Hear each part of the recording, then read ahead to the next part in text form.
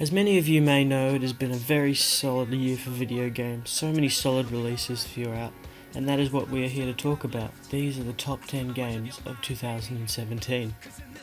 Now, there won't be any Nintendo Switch games on here, mainly because I do not have one, so you won't see any Zelda or Mario games on this list.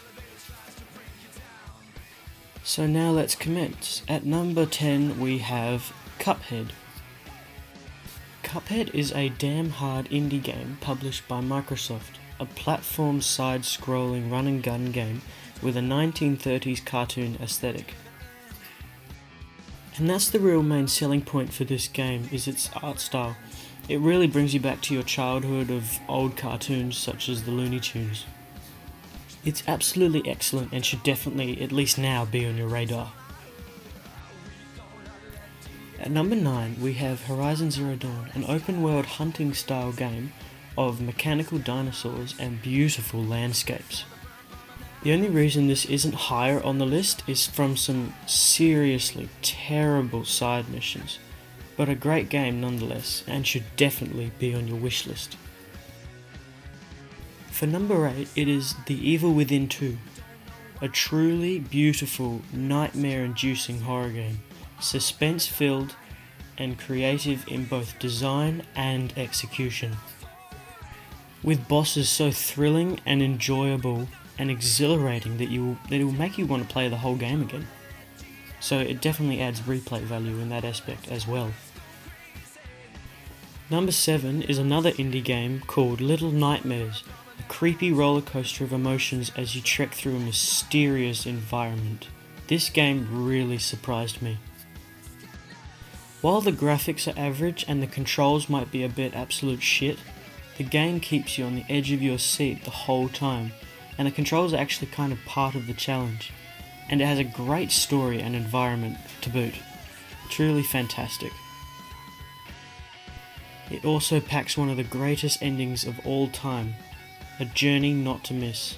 Truly, it's one of the greatest endings I have ever experienced in all my years of playing video games. At number 6 we have Prey, a reboot of an early game on the 360. Sort of, it's like a spiritual successor. It's another creepy style game, but this time it's in space, similar to Dead Space but with less scares. This game sets itself as like a mystery for you to solve as you explore this pretty deserted station, as you fend for your life against unknown shape-shifting creatures trying to kill you. Think Bioshock in space. It's absolutely fantastic. At number 5 it's going to be Nier Automata, or Nier Automata depending on how you pronounce it. A beautiful Japanese hack and slash RPG from Platinum Games, the guys who made the cancelled Scalebound for Microsoft.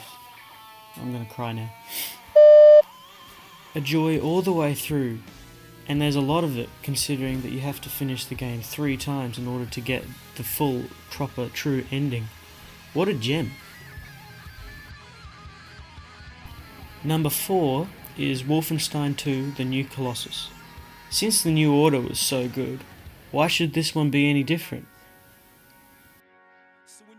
Machine Games really earned their name on this one, a full-throttled storied shooter with great characters, action and fun. Buy it now. At number 3 we have my most anticipated game of 2017. Now, it didn't live up to all my expectations, otherwise it probably would have been Game of the Year, but it was truly still fantastic, and this is Ghost Recon Wildlands. With a huge, beautiful and full open world, shooting just became a bonus. While missions get slightly repetitive about 3/4 through, I was having so much fun I didn't even care. And this game also has co-op where you can play the whole game with a mate.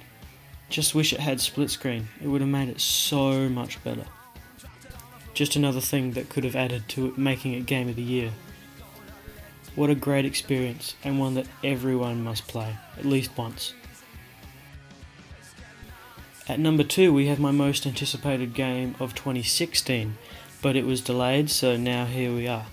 And this is South Park: The Fractured Butthole. Even the title is excellent, the funniest game I can remember, and certainly my favourite RPG of this year. And it's just so much fun to roam around South Park, get into fights, and discover all the random spots of over-the-top humour. It's funny, it's entertaining, and it's South Park. What more could you want? And at the top spot for Game of the Year and the 2017 ReviewTube Award, we have Resident Evil 7. This game is excellent. It's a horror game, my first horror game I ever played. And it made me interested in playing The Evil Within 2 and Little Nightmares and Prey. It's been a great year for horror games, but this one takes the cake. What an enthralling experience, with the greatest boss fights I've ever played, and quite definitely the best game of 2017. Well, that's my list for 2017. Some Nintendo games might have made the list if I had a Switch.